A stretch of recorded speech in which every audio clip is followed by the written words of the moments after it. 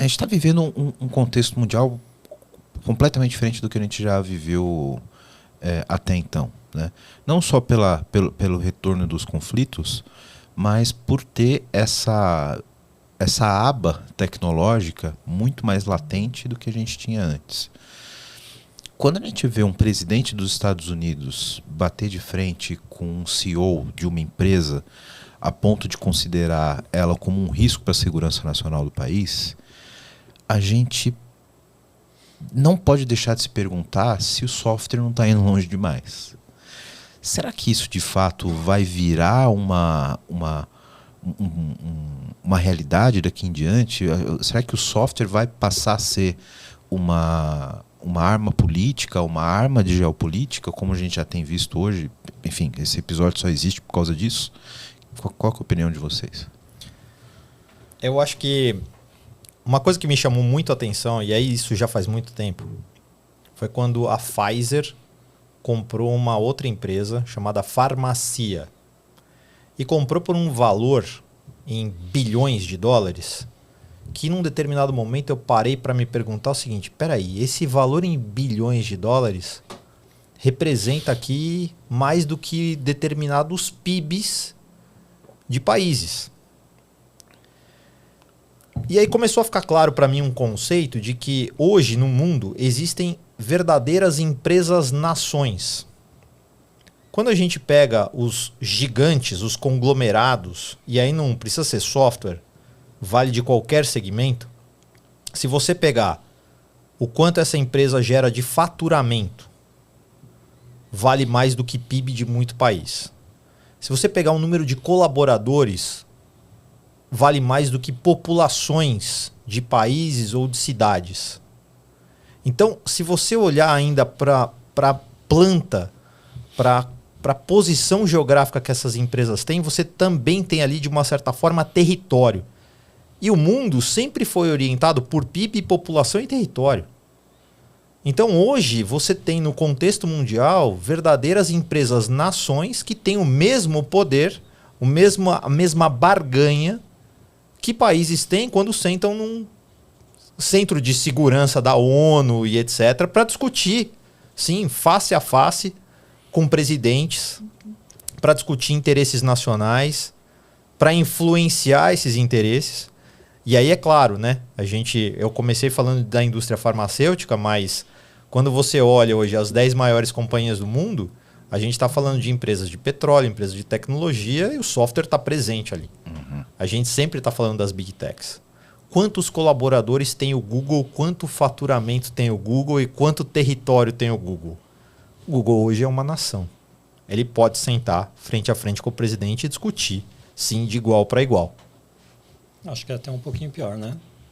Ele pode determinar aquele presidente o que ele pode ou não fazer e se ele vai ou não ficar no poder. As Big Techs apoiaram a eleição do Trump. Quando o Trump assumiu agora o segundo mandato, quem que estava ali sentado na primeira fila? Todos os grandes CEOs aí das Big Techs. Então, assim, qual é o poder real dele hoje? Para ele perder esse poder e ser subjugado pelas Big Techs é complicado. É uma relação meio estranha. Se a gente saindo um pouquinho do tema aí das guerras e tudo mais, mas o que aconteceu recente? A disputa Netflix, Paramount pela Warner. Sim. E quem que estava apoiando ali a Paramount?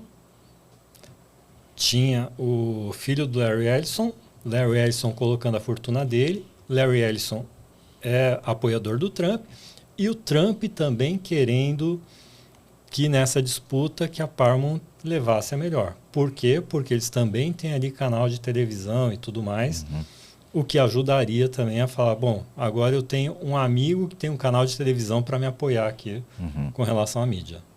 Então essas relações entre os bigs e a política é bastante complicada e eu acho que hoje quem pesa mais, quem tem mais poder acabam sendo as Big Techs.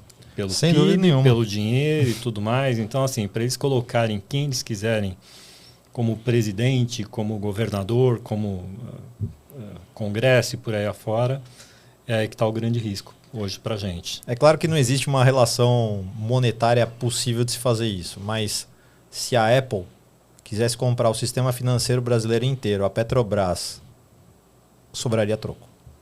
Sobraria troco. Então, qual é realmente assim o nível de poder político que uma companhia como essa tem? E aí, se você for olhar a base de usuários, dados e tudo mais que ela tem, realmente assim, ela pode sentar frente a frente com um presidente de qualquer nação e discutir. Eu acho que isso passa muito também sobre o poder de influência que essas empresas têm sobre a opinião pública, né?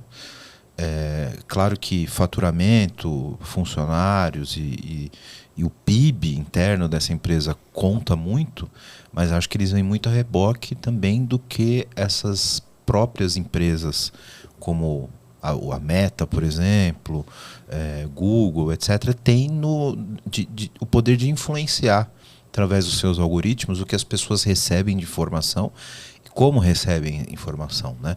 Então acho que isso é um pouco equivalente com o que a gente tinha 20 anos atrás dos grandes conglomerados de mídia, por exemplo. Como a gente viu, por exemplo, na época do Collor, a mídia toda contra, e como isso fez o que de fato aconteceu no Brasil, né? Hoje eu acho que a mídia está embarcada dentro desse poder da própria tecnologia, e essas big techs acabam tendo esse poder de manipular e entregar aquilo que elas queiram que vocês saibam ou não, né? Então, e a opinião pública e a política nunca vão se desvincular. E se um desses players tem o poder de influenciar a opinião pública, a política vai estar embarcada, colada nesse cara o tempo todo, né?